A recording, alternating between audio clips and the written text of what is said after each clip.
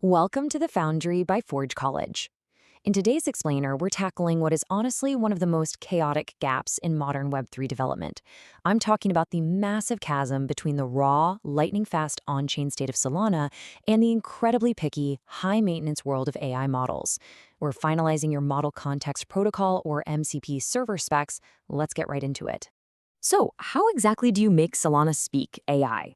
Well, you kind of have to think of AI models as the ultimate demanding clients at a five-star restaurant. Seriously, they're absolute divas. They refuse to eat unless their data is perfectly formatted, absolutely fresh, and rigorously versioned. You can't just toss an AI a plate of raw, unparsed Solana transaction logs and expect a brilliant recommendation. It'll just choke. It needs the data prepped exactly to its liking.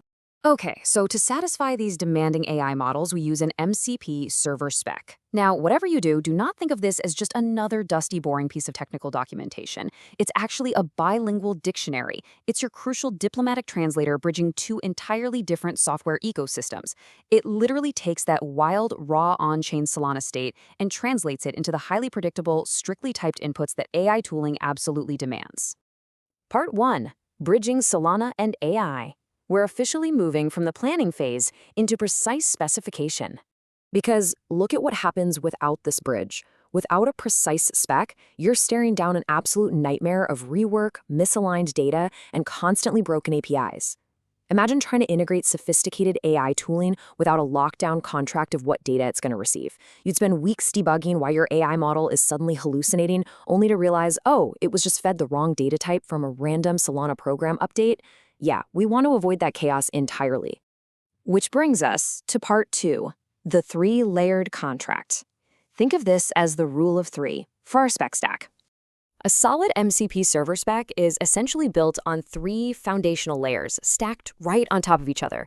We've got the API surface, the data contracts, and the operational acceptance criteria. These 3 layers are the exact things that tie your Solana program state and data hygiene directly into your AI's workflows. Let's actually break down each one of these to see how they tick. First up, the API surface layer. I like to think of this as establishing a highly secure diplomatic channel. This is where the AI knows exactly how, where, and when to ask for its information. You're laying out the endpoints and paths, the HTTP methods, authentication, and permissions. And this is a big one, rate limits and caching hints. If your AI is out there trying to make real-time decisions, it needs to know right here at the surface level whether it can actually rely on low-latency reads. Then we hit the second layer, the data contracts layer. Honestly, this is arguably the most critical part for AI integration. Here is where we lay down the law with strict rules. We define field-level types, canonical units, and really rigid privacy rules. Why go this far?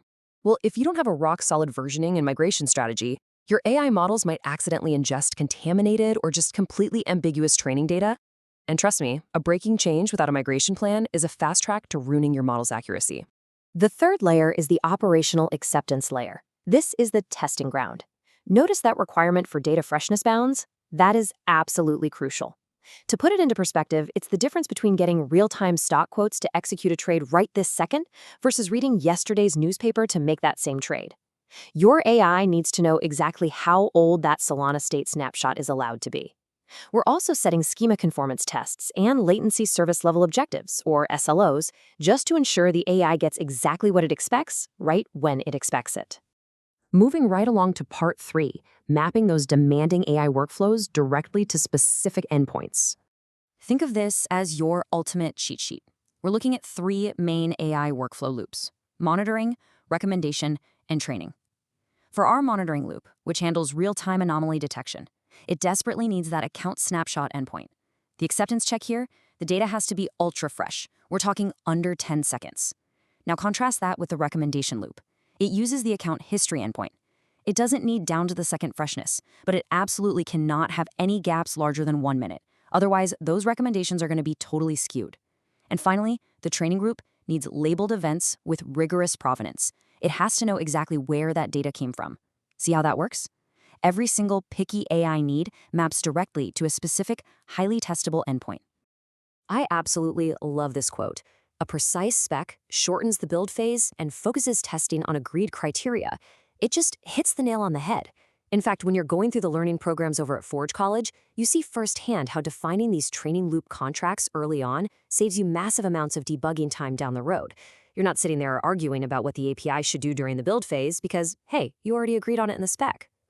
Let's jump to part 4, the bilingual translation layer itself. To be a top-tier ambassador between Solana and your AI, there are 6 concrete steps you can follow for translating an on-chain primitive into an AI-ready schema. First, you identify the raw primitive. Then, decide on its canonical representation. Next, define exactly how to compute it. Assign it a version. Write those acceptance criteria. And finally, add observability hooks so you can actually monitor the whole shebang in production. It's a very logical, highly structured flow. So, how does this actually work in the real world? Let's bring those 6 steps to life with a specific on-chain event, like reward distributed.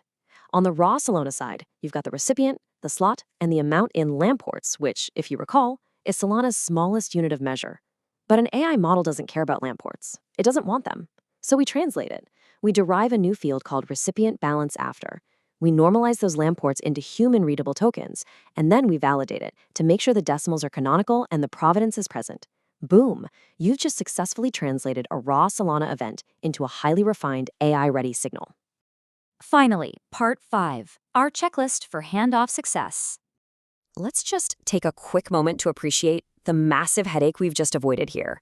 Without a spec, you are doomed to the ambiguous build, constant rework, misaligned tools, and just pure chaos. But because you actually took the time to act as that bilingual translator, you get a spec-driven build. That means clear, continuous integration testing, perfectly aligned workflows, and a buttery smooth handoff to the implementation team. To guarantee that smooth handoff, here are your actionable next steps. Finalize that API surface and double-check that you have sample requests and responses thoroughly documented. Then, and listen up because this is a massive pro tip, attach your JSON schema or protobuf definitions immediately. Why? Because doing that lets you wire those schema tests directly into your CI pipeline before you've even finished building the server.